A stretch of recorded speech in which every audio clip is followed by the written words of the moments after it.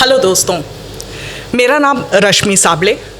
मैं एक story teller भी हूँ और कभी कभी कुछ कविताएं भी लिख लेती हूँ, थोड़ा बहुत थिएटर भी कर लेती हूँ। और मैंने हमेशा से कहा है कि मेरी ज़िंदगी में जितने भी लोग आए हैं उन्होंने कुछ ना कुछ कहानियाँ मुझे दी हैं। आज एक छोटा सा वाकया। लॉकडाउन खत्म हो रहा था, मैं वर्क फ्रॉम होम कर रही थी और मुझे तलाश थी एक कुक की। स्वयंपाकासाठी एक बाई पाहिजे होती, मिळाली पण। नाम उसका पूनम। पूनम को मेरी ही सोसाइटी की एक फ्रेंड ने भेजा था। पूनम का काम परफेक्ट। पता चला पूनम मैरिड है और उसकी 8 साल की एक बेटी है। उसका काम परफेक्ट होता है, इसलिए वो चुपचाप आती, मुस्कुराकर काम करती और चली जाती और मैं अपने कामों में व्यस्त रहती। एक दिन उसने कहा, दीदी मुझे कल ना आधे दिन की छुट्टी चाहिए, मुझे अपनी बेटी के ट्यूशन टीचर से बात करने जाना है। मैंने कहा ठीक है, कोई बात नहीं, मैं मैनेज कर लूंगी। बात आई गई हो गई।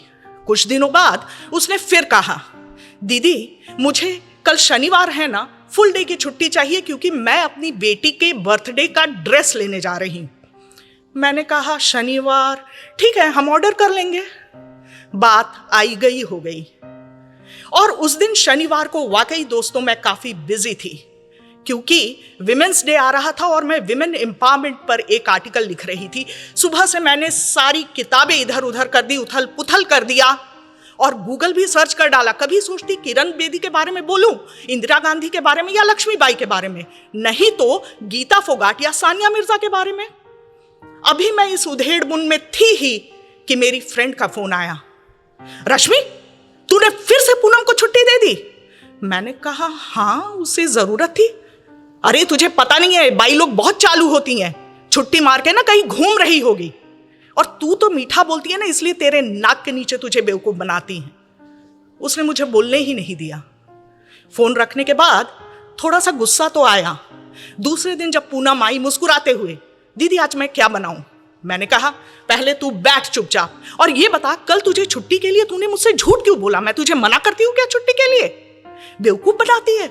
नहीं दीदी, मैं सही में अपने बच्चे के बर्थडे का ड्रेस लेने गई थी।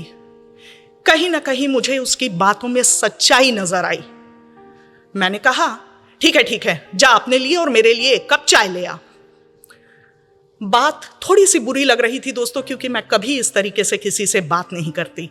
मैंने माहौल संभालते हुए कहा, देख अच्छा हुआ ना ड्रेस के बहाने तुझे और तेरी फैमिली की आउटिंग हो गई। उसने कहा हाँ दीदी, मैं अपनी बेटी के साथ गई थी, बहुत एंजॉय किया।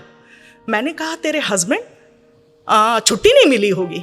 उसने कहा नहीं दीदी, मैं और मेरी बेटी तो अकेले हैं। 8 साल पहले ही मेरे हस्बैंड ने मुझे छोड़ दिया था क्योंकि बेटी पैदा हुई थी। उन्होंने तो दूसरी शादी भी कर ली। दिल धक से रह गया दोस्तों। मैंने पूछा तेरे मम्मी पापा भाई बहन कोई तो तेरी मदद करता होगा? उसने कहा नहीं दीदी, मैं तो अकेले ही हूं। सोचने पर मजबूर हो गई दोस्तों।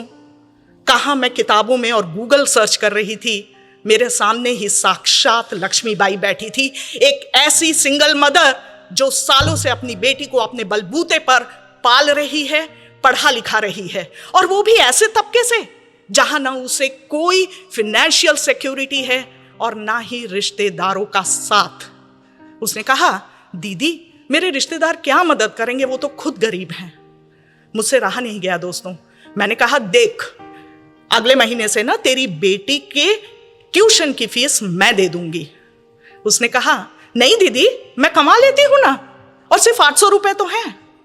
सच बोलूं दोस्तों, मैं भूल गई थी वो हिम्मती ही नहीं खुददार भी है।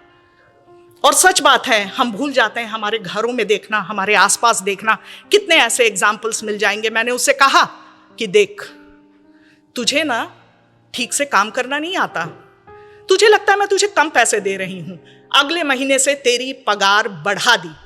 उसने मेरे हाथ से कप लिया और कहा थैंक यू।